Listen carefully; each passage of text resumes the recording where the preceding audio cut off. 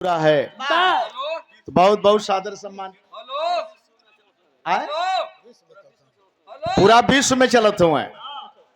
सही बात है, हम कुछ है प्रांत तक रह गई है, लेकिन इस समय पूरे विश्व में इनकी चर्चा है। पारस उस्ताद का है ना भैया, भैया पूरा विश्व में चना जोर बुझा तनि सहीन कर। भक्त की भावना तो सफल है जहां में, सच्चे दिल से मिटाए अहंकार को। मन कहीं तन कहीं जब ये अहंकार है, श्रद्धा का फूल चाहिए बस सरकार को।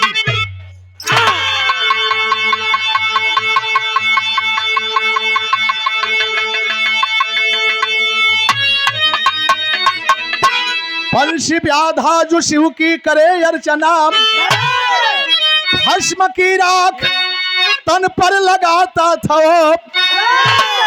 मार मृगा अश्रु नयन में भरे, मांस चारों में शिव के चढ़ाता था।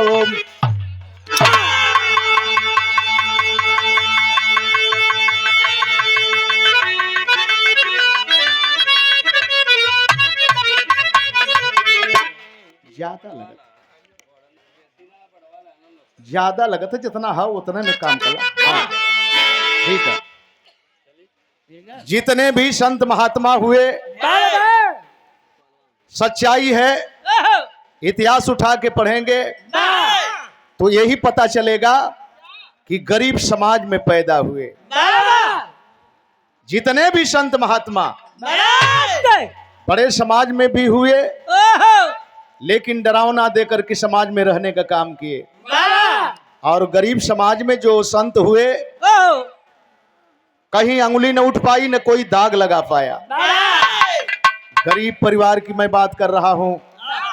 जैसे आज डब्लू भाई की चर्चा करते लोग नहीं अघाते हैं। बंशी व्याधा गरीब जंगलाती, जंगल में रह करके जीवन बसर करने वाला। सुना था कि भगवान को अवधूत अड़भंगी त्रिलोकी बड़े नामों से जानते हैं। बड़ा जल्दी नाराज हो जाना, बड़ा जल्दी खुश हो जाना। बड़े दानी किस्म के व्यक्ति हैं। ऐसे देवता की पूजा करने के लिए मन में ठान लिया, एक मूर्ति बनाया, शंकर भगवान की मूर्ति बनाया। और मूर्ति के सामने रोजाना करता था क्या?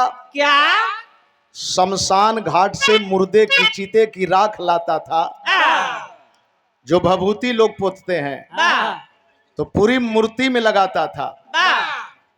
और ये सुनता था कि ये अवधूत हैं, अवघड़ हैं, ये मांस का भक्षण करते हैं। तो कोई जानवर मार के लाता, छोटा छोटा टुकड़ा करके सामने रख देता, चला जाता अपने झोपड़ी को। अब उसे सियार खा जाए, बिलार खा जाए, कुत्ता खा जाए। सुबह में आता, जब न पाता तो उसे शांति मिल जाती कि हमारे भगवान हमारा दिया हुआ भोग प्राप्त कर लिए, ग्रहण कर लिए। लेकिन मेरे दोस्त, बड़ा नीक लाइन लिखल गई।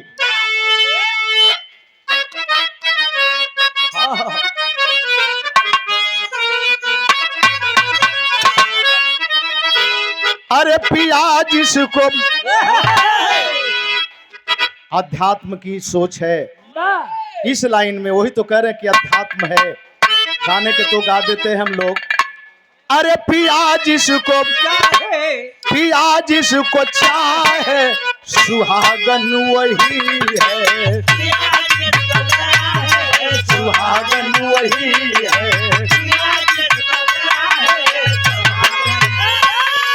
पिया जिसको चाहे, पिया जिसको चाहे सुहागन वही है।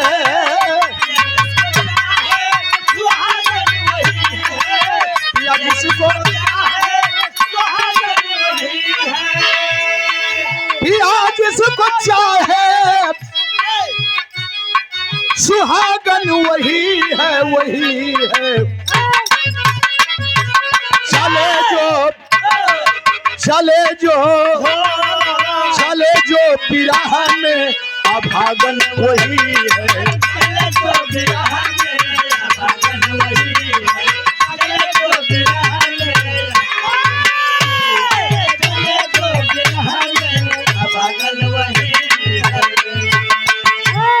सरवन बासपुर आजमगढ़ पटखनी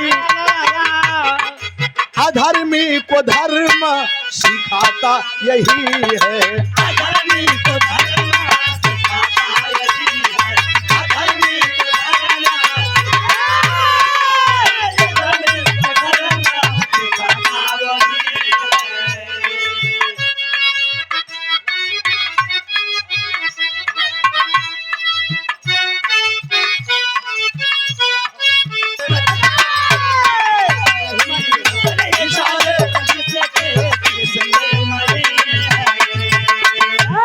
लाला भाई कासमाबाद कुत्तूपुर मोड़ स्नेह बराहार बहुत रुपए का पुरस्कार सादर सम्मान करते हैं। ललर लारे लहारे लारे ललरिया लारे तन नर नारे नारे नारे ननरिया बंसी व्याधा एक 5 वर्ष का लालन था, बड़े ही प्यार से उसका वो करता पालन था। पति के साथ एक गर्भवती नारी प्रसव पीड़ा में पड़ी खटिया पर बिचारी। अचानक नाग डसा बच्चे को हैया करके, बच्चा मर गया द्वारे पर झटपटा करके। पारिवारिक भैया प्रेम से बैठ ला लोगों, संख्या काफी है, जगह थोड़ा सा कम पड़ती है। यहाँ पोखरा हो का तो और तो ढेर जगह है, लेकिन हम ही न चाहब कि केहू भाई उमन गिरे पड़े। आप सबका सुकून हम लोगों को खुशी मिलती है। पत्नी है, अपने हैं, एक 5 वर्ष का बेटा है, जंगल में गया है अहेर खेलने के लिए, गया है या खेत के लिए। अचानक एक लड़का जो है जंगल में खेल रहा था, एक विषैला सर्प।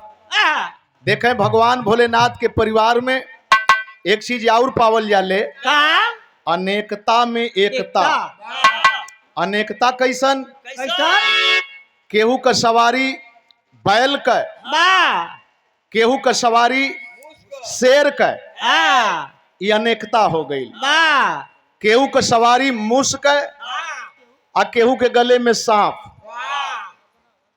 ये केहू का सवारी मोर का, यानी एक दूसरे का दुश्मन, लेकिन फिर भी अनेकता में एकता देखी गई। अच्छा तो ये लड़कवा जंगल में खेलना था, एक विषैला सर्प दौड़ाते हुए आया, मड़ई में प्रवेश कर गया लड़का, और जब प्रवेश कर गया तो लड़कवा के पैरवा में लिपेट के गिरा दिया। बच्चा चिल्ला रहा है, डंक मार रहा है सर्प, बच्चा चिल्ला रहा है मम्मी मम्मी मुझे बचाओ, माँ मुझे बचाओ। मतारी अंदर से बाहर जाती है, अपने बच्चे को इस पोजीशन में देख करके घबरा जाती है। जौने समय लड़का के सरफ डंक मारत रहे, वो समय असह वेदना, प्रसव पीड़ा का असह वेदना। मैंने बताया ना कि गर्भवती है, लगत है कि अब बच्चा पैदा हो जाई। इतना पीड़ा में पीड़ित हो गई कि बगल चरपाई पर गिर गई, उसे इतनी हिम्मत नहीं आ पाई बाहर निकल करके और लोगों को बुलाऊं, अपने बच्चे के लिए दिखाऊं। और तब तक देखती क्या है कि मेरा बच्चा सर्प के डंक मारने से मर गया।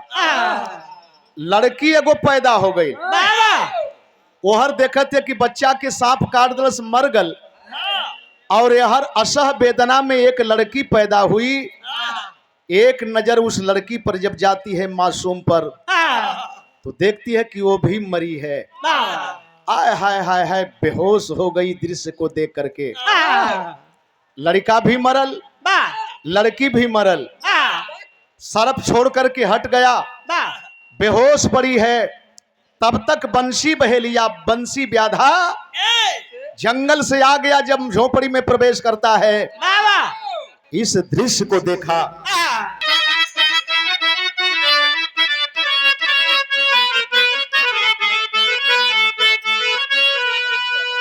हर गवना कराई की, गवना कराई की पढ़ाई गई न हो पिया, जाके कोई लरिया भुलाई गई न हो पिया,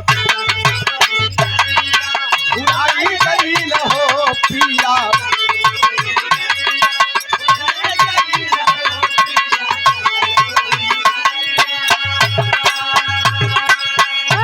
अरे देखी के करे जावा, देखी के करे जावा बिहारी गई न हो प्रभु, आज हमारे घरवा उजरी गई न हो प्रभु, आज हमारे घर।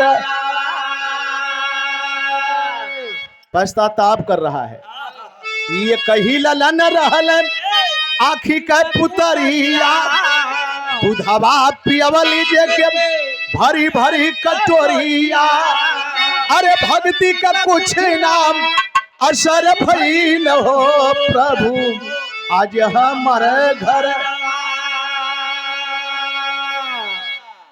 अपने आप पश्चाताप कर रहा है।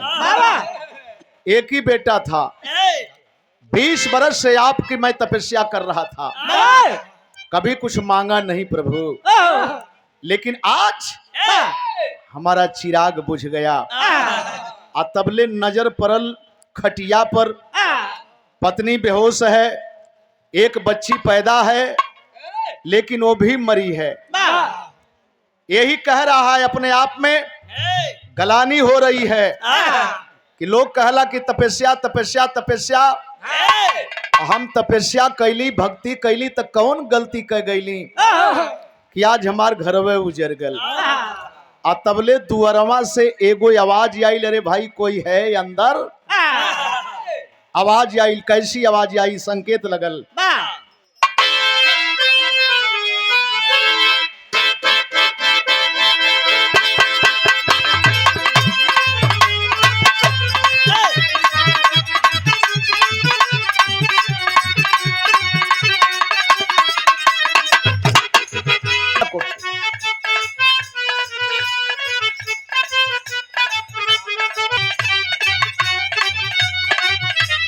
दीनवा सुदीनवा के भेदिया भुलाई जा, दीनवा सुदीनवा के भेदिया भुलाई जा, दीनवा सुदीनवा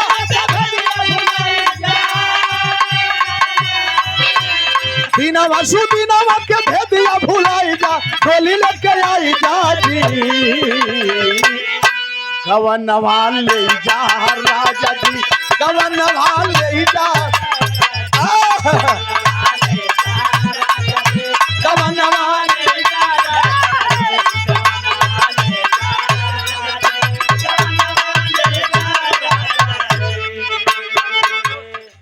निसार अहमद कुड़री, वार्ड नंबर 2 से क्षेत्र पंचायत पद के प्रबल दावेदार।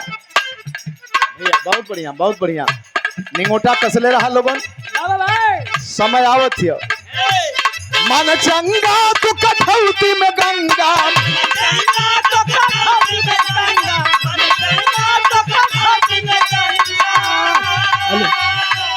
मन चंगा तू कठौती में गंगा, कटी है बाधा जी, भोजनवा देईदा प्याधा जी, भोजनवा देईदा, भोजनवा। अगर चल देहल तो अन्हा बन्हा कुल तोरत निकल जाए, इतने ना, इन्हर लोग बदे बड़ा मजबूत पुल फाटक बनवावे के होला और रसे रसे बनावल जाला।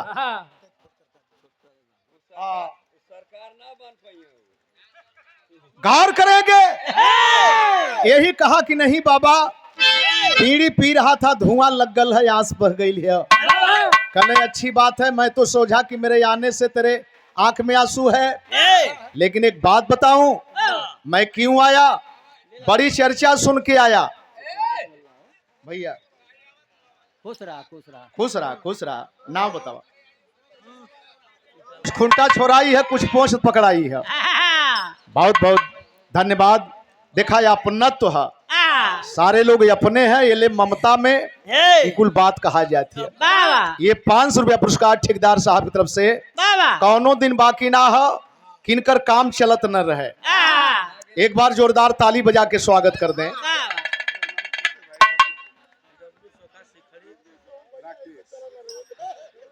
डब्लू सोखा शिखड़ी और ये 500 रुपया पुरस्कार। राकेश भैया की तरफ से 100 रुपया पुरस्कार और डब्लू सोखा शिखड़ी ये 500 रुपया पुरस्कार। हरदम कहब तक नीक ना न लगी। बहुत बहुत नमस्कार करते हैं। बीकेंदर व्यापारी रासेपुर से, बीकेंदर व्यापारी 500 रुपया पुरस्कार। जोरदार हाथ ताली बजा के स्वागत करें। क्या बात है, यह कुल प्रेम है। कबहू इनकार करे के हिम्मत हम ना जुटावल जाला। चाहे कौनो प्रांत में लोग होखे, सनेश पा गेले के बाद हमहन यश करल जाला। ध्यान देंगे, बहुत जल्दी से मांस चाहिए।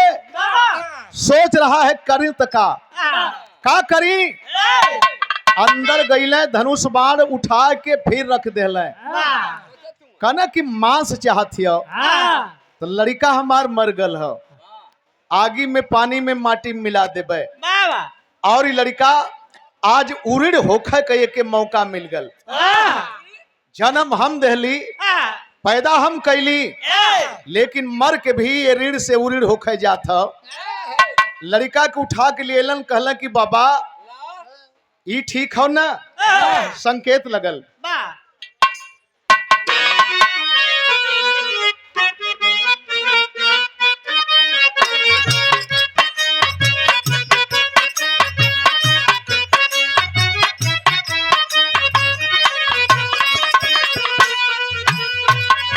सिकिया मोतीनी पीनी घड़िया बनवली प्यार, घड़िया बनवली मुसभाला दनिया कैली जात।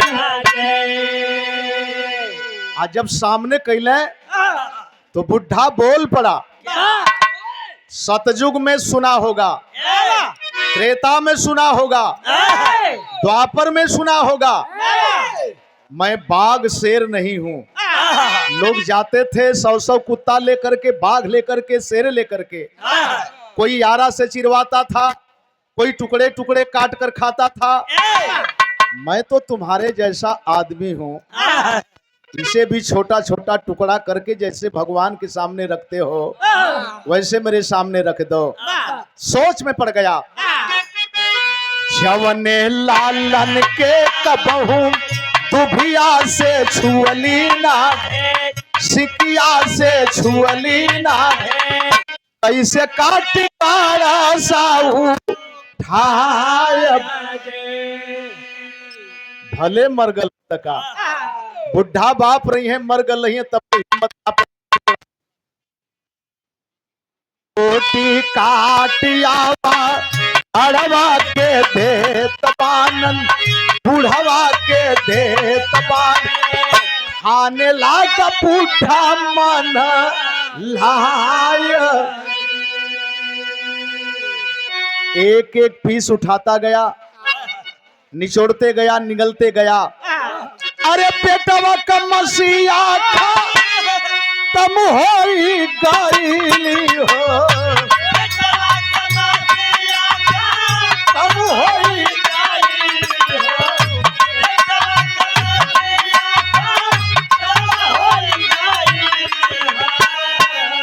कहे थोड़ी औरी दामा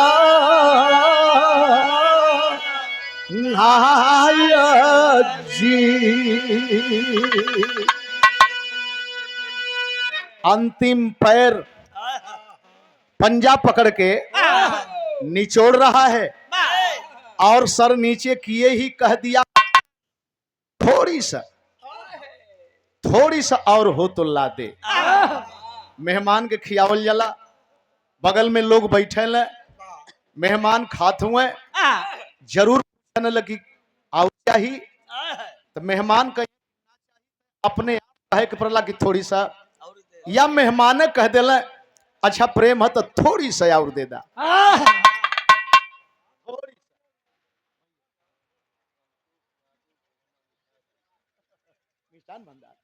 संतोष यादव पोगना मिष्ठान भंडार 100 रुपया पुरस्कार। अंडा गन्ना बेचेला कि सही? कौशल अंडा नहीं, कौशल अंडा भैया बहलोलपुर से ना। अरे ममता कभी कलेजा हिल गया, ममता कभी कलेजा हिल गया, वसुधा कांप गई प्रभु कैसी विपदा भेदा। बोला बुढ़ा बोटी बोटी इसको भी दीजिए अलगाए, खूब भोजन हमको रक्षा करेंगे नमः शिवाय। खाके आगे बढ़ गए, तबले नारी उसमें गईली आए।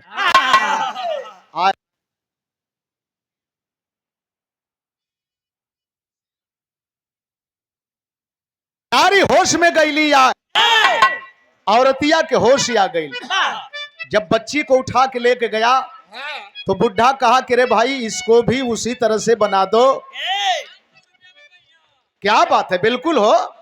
500 रुपया ना तो हम लोग के संगे तो हम कबहू सवाल ना करी। डबलू भाई के कर्म का ये संज्ञा गावत है, डबलू भाई के कर्म का परिश्रम का मेहनत का भक्ति का भाव दर्शावत है। ध्यान देंगे, टुकड़ी टुकड़ी काट के सामने रखलन।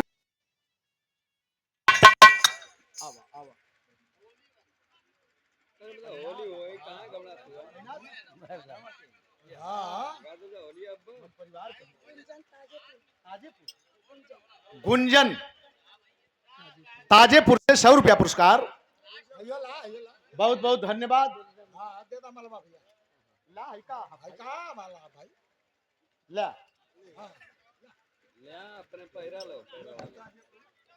लड्डू भैया ताजेपुर, गुंजन ताजेपुर, लड्डू भैया ताजेपुर, ये 100 रुपया पुरस्कार। ई मलबा नहीं हो रही, माल रही चली। हाँ मलबा तय वही तय बनी जा, दोनों सामान चाहिए भाई। अरे बना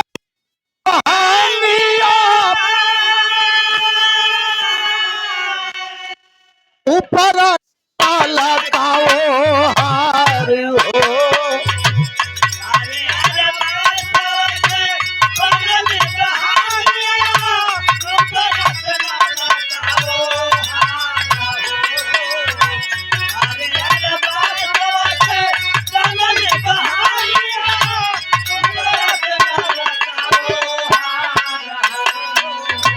धीरे धीरे डोली आऊ भैया भैया कह रहा, धीरे धीरे डोली आऊ भैया भैया कह रहा, हिले नया लानिया मार।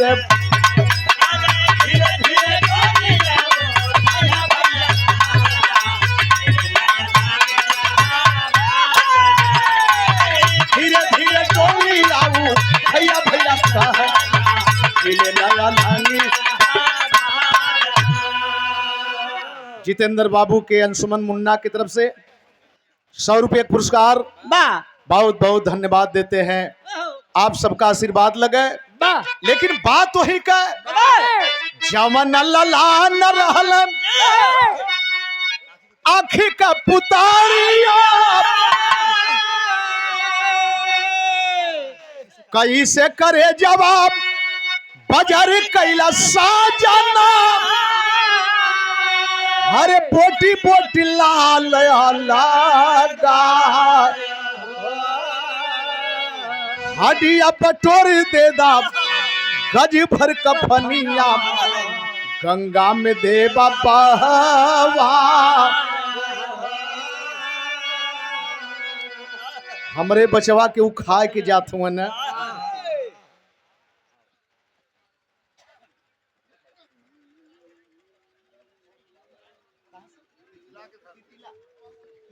राधे श्याम भैया तितलिया आखी का पुतारिया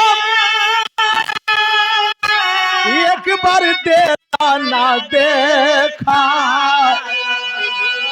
अरे नवही महीना जेके नवही महीना जेके पेटवा में ढोवली, नवही महीना जेके पेटवा में ढोवली, देखी मेरी छाती आजूड़ा पेटवा में ढोवली, देखी मेरी छाती नवही महीना जेके पेटवा में ढोवली।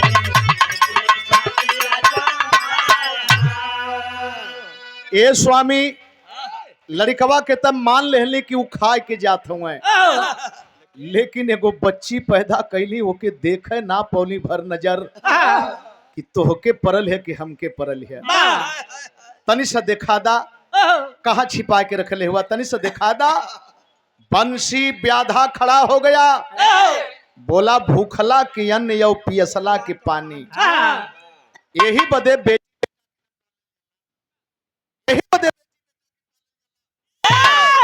बेटी कन्यादान भूखब तो पवित्र हो जाई, बेटवा कंधे पर उठा ले पानी दे दे तो तर जाई, तो दोनों अपने अपने करनी से उड़ हो गई ले।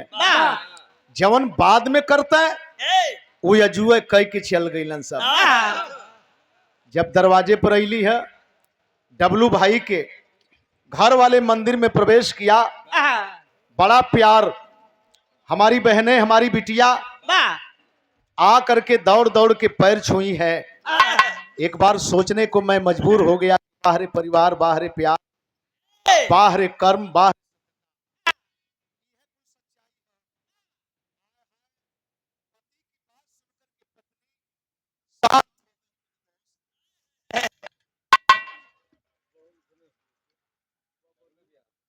भैया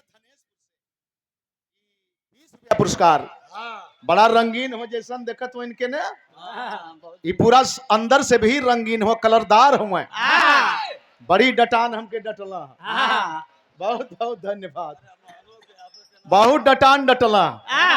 और गुरुओ जी कहत हो, गुरु जी के डटतो बोलत हो इनका रंगीन मिजाज, धन्यवाद। कमाई के आज उदास हुआ, बेटवा के गमौला बिटिया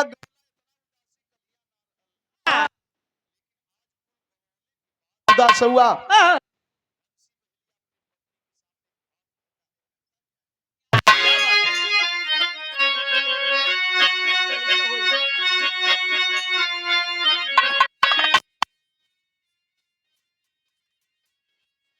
अरे कैसे हो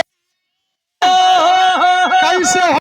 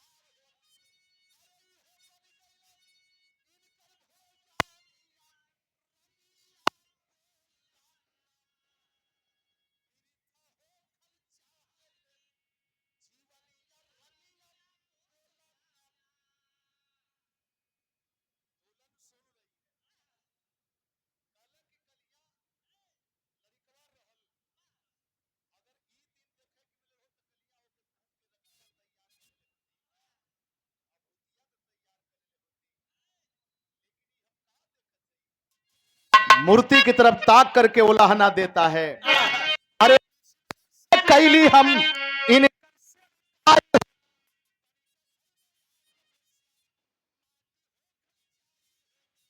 अरे झर झर बरसन लायक से पनिया रनिया बोला नाम, आ सुन के बतिया कहन लगी दिल जइया रनिया बोला नाम।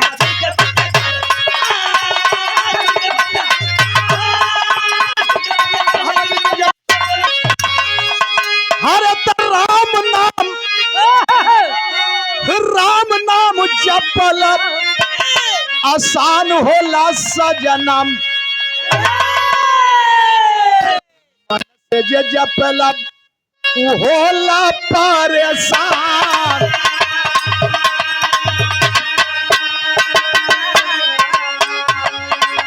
कहले गुजरिया स्वामी देरी ना लगावा, कहले गुजरिया स्वामी देरी ना लगाव, लकड़ी बटोरा हम कैले ही नहान।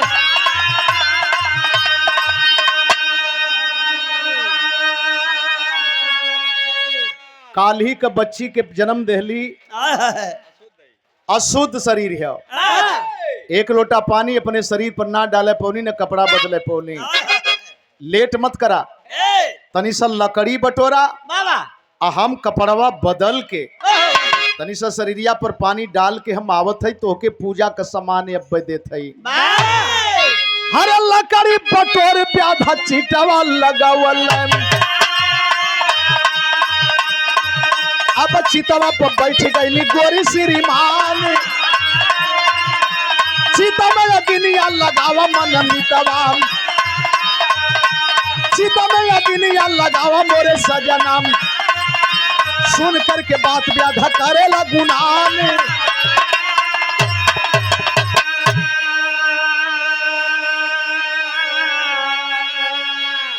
लकड़ी बटोर रहा है, दुल्हन स्नान करने गई, तनी भर में लकड़ी बटोर करके इकट्ठा कर दिया और जब इकट्ठा कर दिया बड़ा चिट्टा बन गया तो कहती है कि अब देरी मत करा, हम आप काम करे जाते।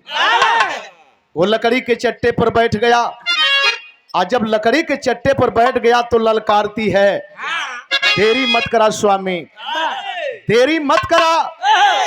पति के सेवा में पत्नी का अगर शरीर काम में आ जाए तो उसके लिए जन्नत है स्वामी, जन्नत है। मैं अर्धांगिनी हूं, आप अर्धांग हैं, आधा आपका मेरा है, आधा मेरा आपका है और आज हमार दोनों आपके काम में आवे जाता। देरी मत करा स्वामी, देरी मत करा। हर तखिया के मुद प्याधा यगिया लगवल,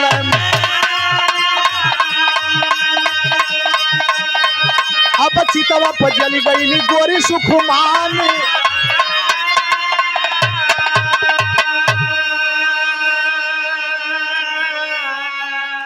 बैठ गई लकड़ी के चट्टे पर, आंख मूंद करके ललकारती है, देरी मत करा स्वामी, पहले मैंने आगी लगावा, आगी लगावा तो पहले आगी लगावा, हम सामान तो के तैयार करत है।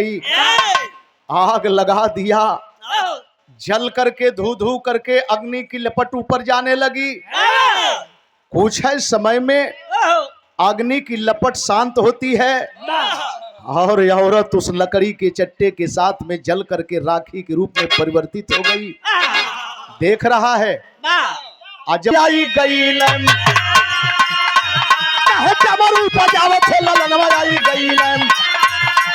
ओम नमः शिवा गीत गाव श्रीमान, कहे ओम नमः शिवा गीत गाव श्रीमान। हर गोदिया में बिहरा जकरे नाम सा छोकरियाम, कहे गोदिया में बिहरा जकरे नाम सा छोकरियाम। अपन अखिया खुलल प्याधा झंके भगवान।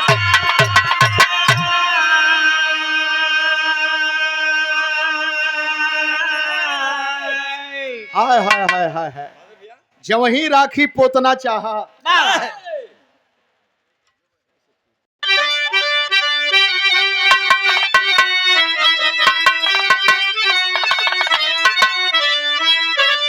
हर अगला जन्म,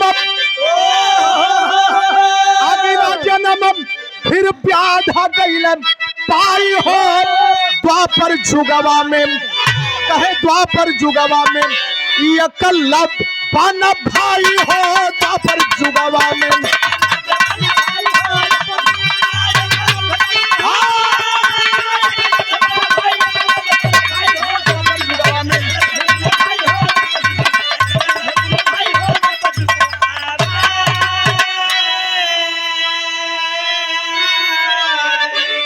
एक चीज पावल गैल, वहां भी मूर्ति की पूजा, यहाँ भी मूर्ति की पूजा। अरे मूर्ति बना के जब सीख विद्या बनवम, एक दिन द्रोणाचार्य आ गइल संभानवम।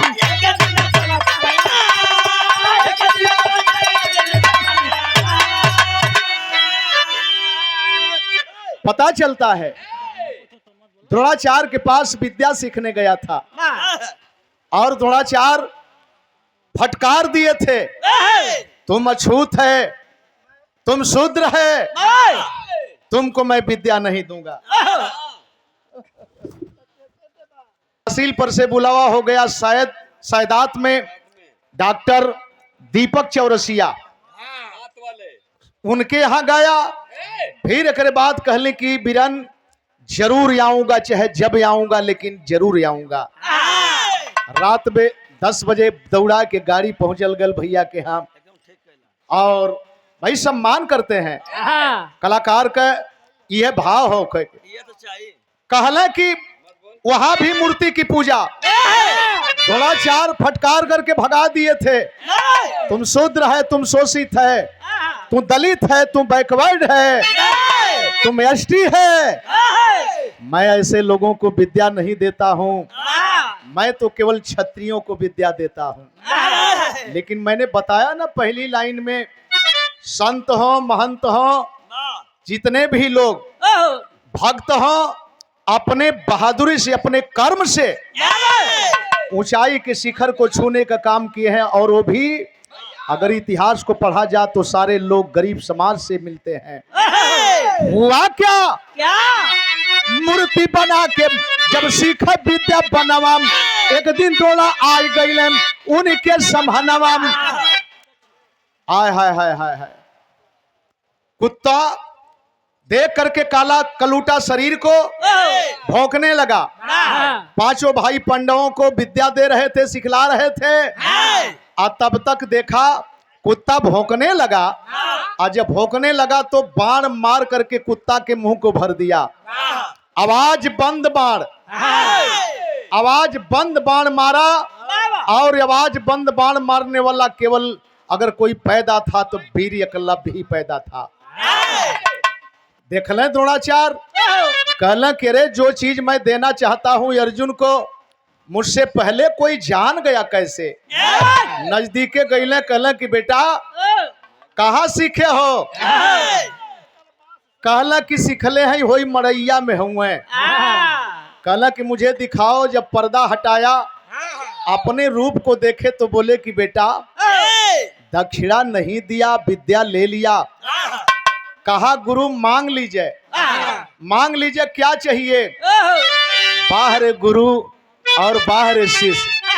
अरे दक्षिणा में दहिना अंगूठा लहला कटवाई हो, द्वापर जुगवा में कहे, द्वापर जुगवा में एकलव्य बना भाई हो।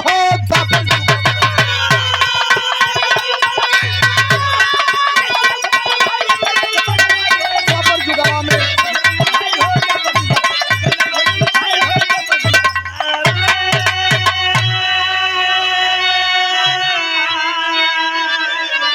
क्यों नहीं गुरु से ऊपर शिष्य जाएगा?